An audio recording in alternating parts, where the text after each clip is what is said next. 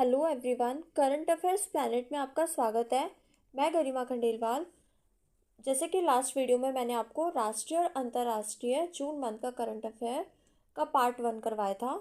तो आज के इस वीडियो में हम इसका पार्ट 2 देखते हैं। तो आइए स्टार्ट करते हैं। 12वां अंतर्राष्ट्रीय योग दिवस 21 जून 2026 के मुख्य राष्ट्रीय कार्यक्रम की मेजबानी की कोलकाता ने। इसकी थीम थी स्वस्थ आयु के लिए योग।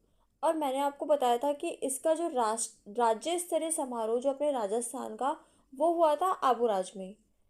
नेक्स्ट, पीएम मोदी जी द्वारा देश की पहली वाणिज्यिक स्तर की कोयला से अमोनियम नाइट्रेट परियोजना की आधारशिला रखी थी ओडिशा के झारसुगुड़ा जिले से।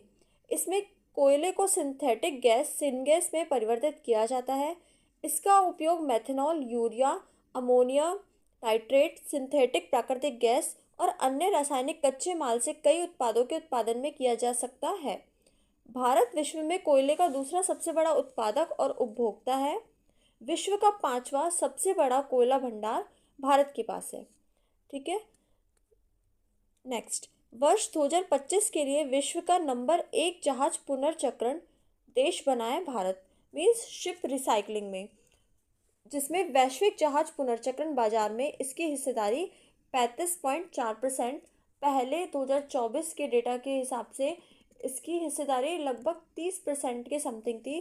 तो इसमें अब अच्छी बढ़ोतरी हुई है 35.4% से। भारत ने 2.99 मिलियन ग्रास टन जहाज़ों का पुनर्चक्रण किया, जो कि 2024 के डेटा के हिसाब से ये भी 60% अधिक है। भारत ने मैरीटाइम इंडिया विजन MIV 2030 के तहत किए गए जहाज पुनर्चक्रण लक्ष्य को समय सीमा से 5 साल पहले ही सफलतापूर्वक हासिल कर लिया है। अलंग जहाज पुनर्चक्रण यार्ड, जो कि गुजरात में है, भारत का सबसे बड़ा जहाज तोड़ने का यह केंद्र बन चुका है। नेक्स्ट, विश्व पर्यावरण दिवस 2026 5 जून के अवसर पर भारत ने जिनेवा में WTO व्यापार एवं पर्यावरण सप्ताह के दौरान निम्न कार्यक्रमों का आयोजन किया। पहला, भारत की कार्बन क्रेडिट ट्रेडिंग योजना CCTS का प्रदर्शन। दूसरा, नवीनीकरण ऊर्जा में मानकीकरण। नेक्स्ट, वैश्विक शांति सूचकांक ग्लोबल पीस इंडेक्स में भारत को 127वां स्थान मिला है, स्कोर 2.409, और फर्स्ट स्थान आइसलैंड का है, जो कि पहले भी आइसलैंड का ही था।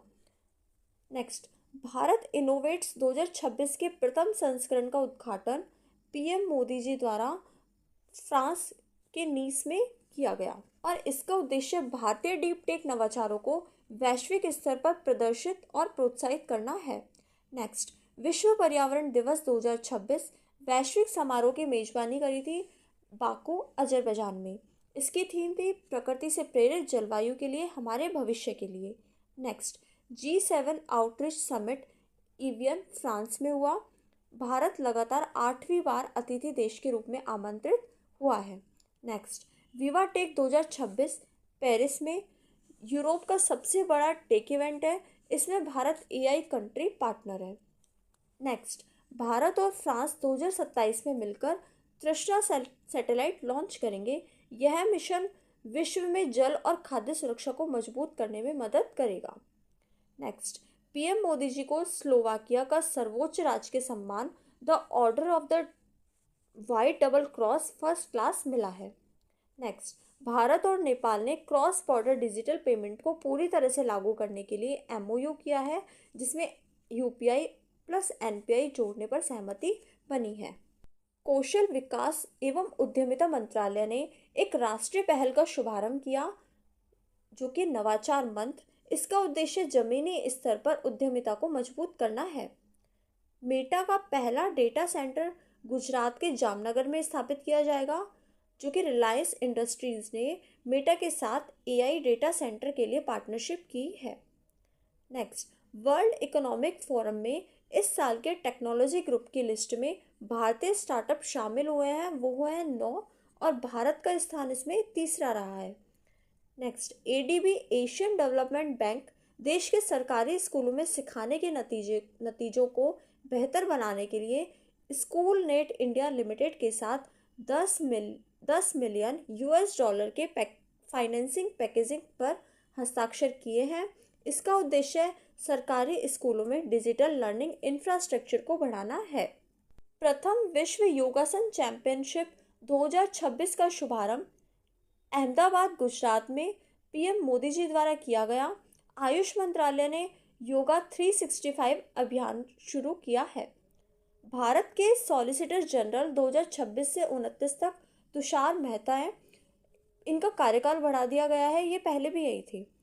नेक्स्ट, किशाऊ परियोजना यमुना पुनरुद्धार और अंतरराज्यीय समन्वय अर्थात यमुना नदी के कायाकल्प और जल संकट के समाधान के लिए केंद्रीय गृह मंत्री अमित शाह ने इस संबंध में बैठक की।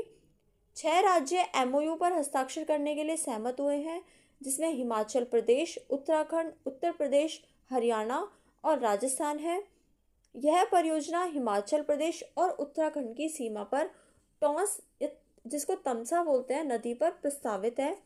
परियोजना की लागत जो वहन करेंगे वो केंद्र सरकार और जो 6 राज्य शामिल हैं वो मिलकर करेंगे। 90:10 के अनुपात में इस परियोजना की कुल जल विद्युत उत्पादन क्षमता 660 मेगावाट होगी। तो ये था राष्ट्रीय और अंतर्राष्ट्रीय जून मंथ का पार्ट 2। अब हम पार्ट 1 का एक बार क्विक रिवीजन कर लेते हैं। पीएम मोदी जी देश के सबसे लंबे समय तक निर्वाचित पीएम बने हैं। वित्तीय कार्रवाई कार्यबल FATF के उपाध्यक्ष विवेक अग्रवाल, मेजर प्रभात सिंह को अमेरिका के 2 बड़े शिक्षक पुरस्कार मिले हैं। बिरर books award, general Douglas MacArthur military award. Bharat में यूनाइटेड नेशन वुमेन ऑर्गेनाइजेशन की नई country representative Shoko Ishikawa, CBSE के अध्यक्ष लोखंडे प्रशांत सीताराम, CBSE के सचिव श्री वरुण भारद्वाज, अंतर्राष्ट्रीय समुद्री कानूनी न्यायाधिकरण में जज बिमल एन पटेल, अरावली पर्वत श्रृंखला की परिभाषा की रिपोर्ट के लिए जो उच्च स्तरीय विशेषज्ञ समिति उसकी अध्यक्ष बनी है कंचन देवी।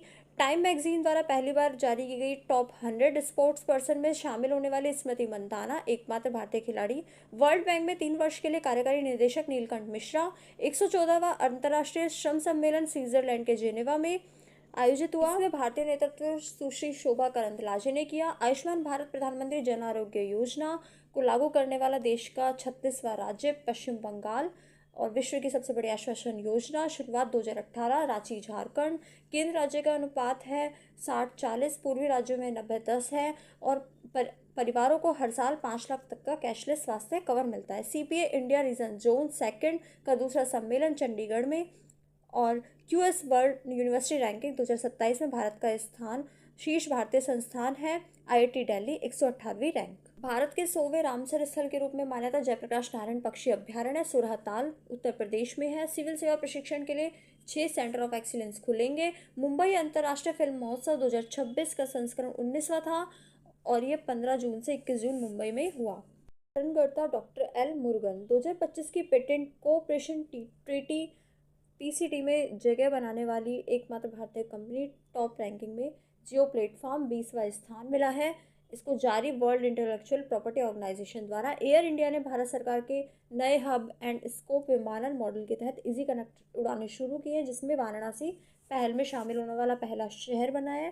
भारतीय रेलवे का नया जोन साउथ कोस्टल रेलवे, मुख्यालय विशाखापट्टनम। अंतर्राष्ट्रीय ब्रिक्स कृषि सम्मेलन इंदौर मध्य प्रदेश। विकसित भारत युवा सांसद 2026 का उद्घाटन ओम बिरला लोकसभा अध्यक्ष हैं। जो इंटरनेशनल इंस्टीट्यूशन रैंकिंग फ्रेमवर्क 2026 के लिए भारत के टॉप 10 सरकारी विश्वविद्यालयों की सूची जारी की गई है।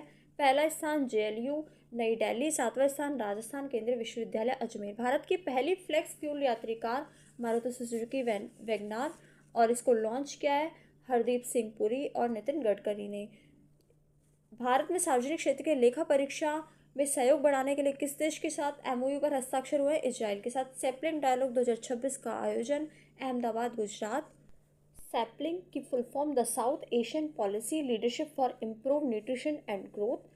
थीम इसकी वैल्यू अनलॉक करना, दक्षिण एशिया में रोजगार सृजन और सतत विकास के लिए खाद्य प्रसंस्करण को आगे बढ़ाना। यह विश्व बैंक की एग्री कनेक्ट पहल के साथ पूरी तरह से सुमेलित है। इसका उद्देश्य 2030 तक 300 मिलियन किसानों तक पहुंच बनाना है। तो फ्रेंड्स, ये था पार्ट 1 का क्विक रिवीजन। अब नेक्स्ट वीडियो में हम जून मंथ से रिलेटेड पुरस्कार, सम्मान, गेम्स और स्पोर्ट्स और विज्ञान, साइंस एंड टेक्नोलॉजी का के बारे में हम पढ़ेंगे। तो अगर आपको मेरी वीडियो अच्छी लगी हो तो प्लीज़ मेरे चैनल को सब्सक्राइब कीजिए, और अगर आपको इससे रिलेटेड कोई भी क्वेरी है तो आप मुझे कमेंट भी कर सकते हैं। तो मिलते हैं नेक्स्ट वीडियो में। धन्यवाद।